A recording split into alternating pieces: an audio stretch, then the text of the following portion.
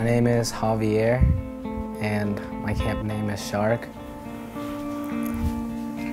Alicia, ya despiértate. I've kind of had to take on a role of taking care of my sisters.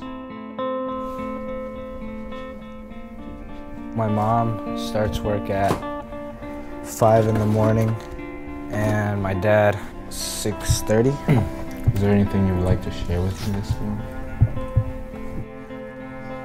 I was born in Mexico, and I came here when I was about 9 years old.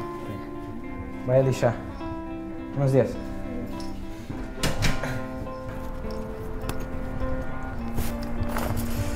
Well, those first years, 4th and 5th grade, were kind of a blur. I didn't know anything. Because not knowing English, I don't really remember learning anything in school or anything like that. You know, it's almost like looking at the classroom with, like a glass in between you and the rest of the class. It's like knocking on that glass and I'm here, but you can't hear me, you can't see me. And so you end up becoming invisible. I remember feeling like I didn't know what was gonna come next. I just felt really overwhelmed and sad in a way. I would sit at night and cry sometimes. The only thing I remember from then was Caldera, because that's what I did in the summer.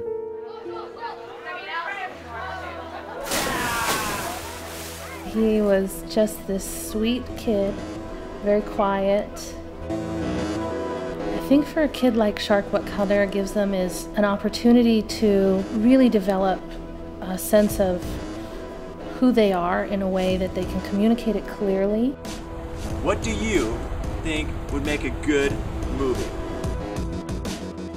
Before going there, I was kind of afraid to talk to a lot of people, and I wasn't very confident in myself. From the moment I got off the bus, people were cheering for me. There's not many places where you can just go and before even you say anything, people already accept you. He's come to summer camp every summer for I think the last 6 summers. He has been in part of our year-round program. He came to our weekly class at HB Lee. I like that the activities we do kind of make me step out of my comfort zone and take more risks.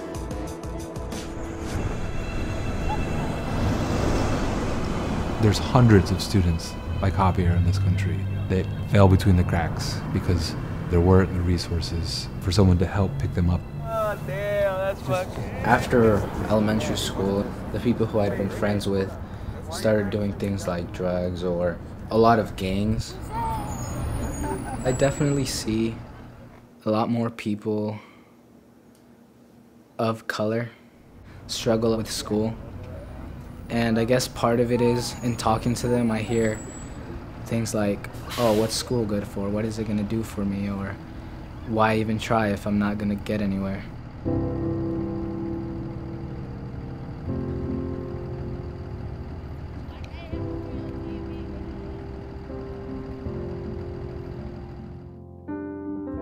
Caldera has helped me to find myself. I figured out that what I had to say was important. I want my audience to come away feeling like a connection has been made between them and my work, and to understand what I am feeling when I make this film. He had a place where he felt safe and a place where, he mattered. Where, in school, he may not have felt that. Either because there just wasn't enough time, there wasn't enough resources, or because everything was in chaos. Trees, big and strong, constantly growing. What if people were more like trees, living peacefully together despite their differences, using their roots to hold themselves up? A student who feels like that original thought is valuable because they get a positive response from it, whether they make a film or people go, hey, that's interesting. They'll keep thinking, they'll keep going, they'll keep being creative to find solutions, not just for their own life, but for all of our lives.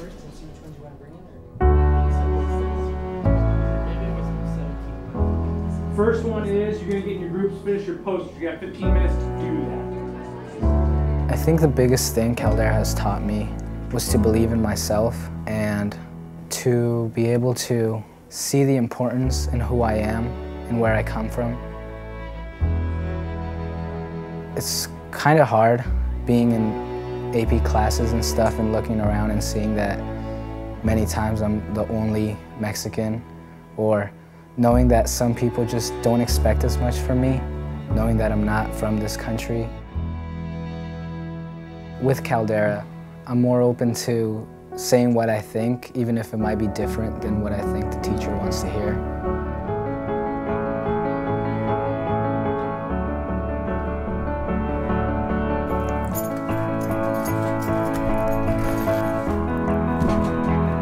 I think that it's an incredible testament to the work that Caldera has helped him do that he is where he is at today. My GPA is a 4.02 right now.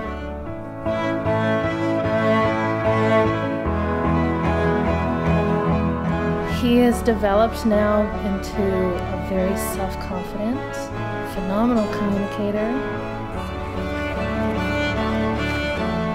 He could be a man who is a great leader, who could help raise others up.